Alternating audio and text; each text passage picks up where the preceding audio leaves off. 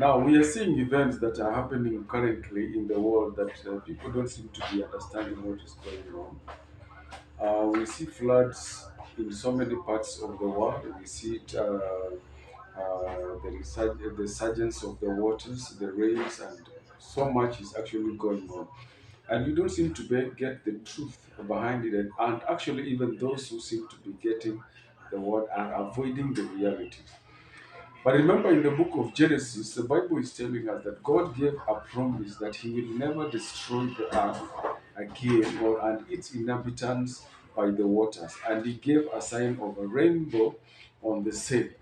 But then, what we need to know is that that did not give us a leeway to interfere with God's plan.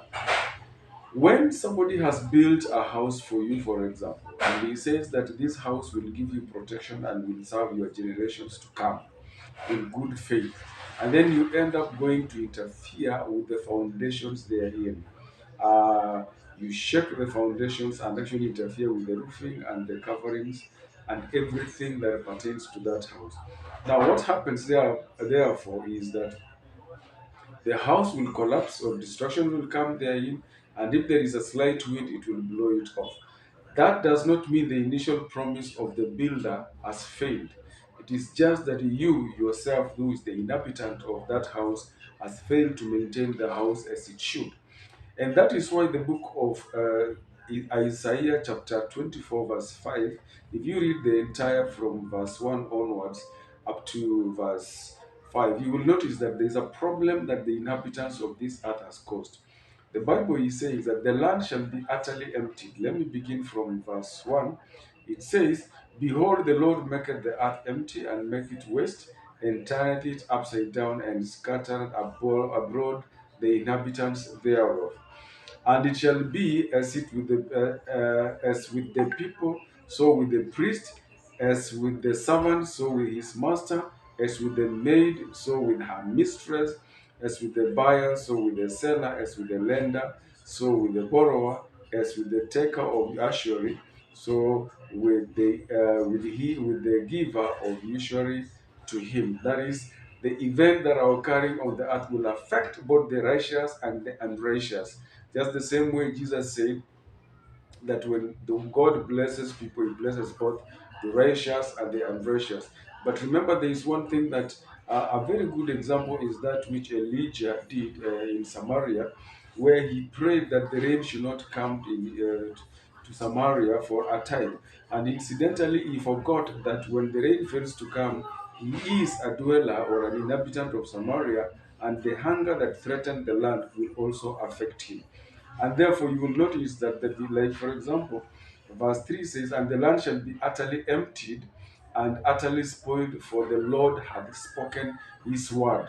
And verse 4 says, The earth mourns and fadeth away, the world languisheth and fades away, the haughty people of the earth do languish. Verse 5, The earth also is defiled under the inhabitants thereof, because they have transgressed the laws. These are not the Ten Commandments. These are the laws that govern the running of the world, like the laws of gravity.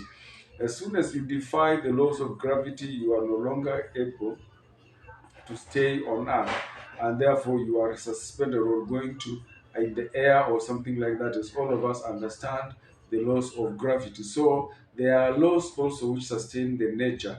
Every season has its own time and its sustenance. For example, the Bible says that there is a time to cry, the time to laugh. There's also a time for rains and the times for the sunshine, the winter and the summer.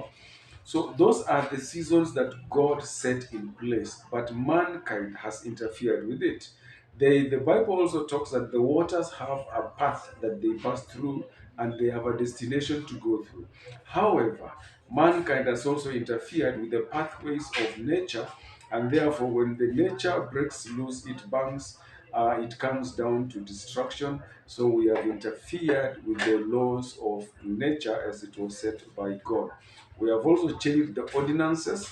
That is, we no longer perform the ordinances that God put in place. Instead, we have begun our own anniversaries and days of celebration.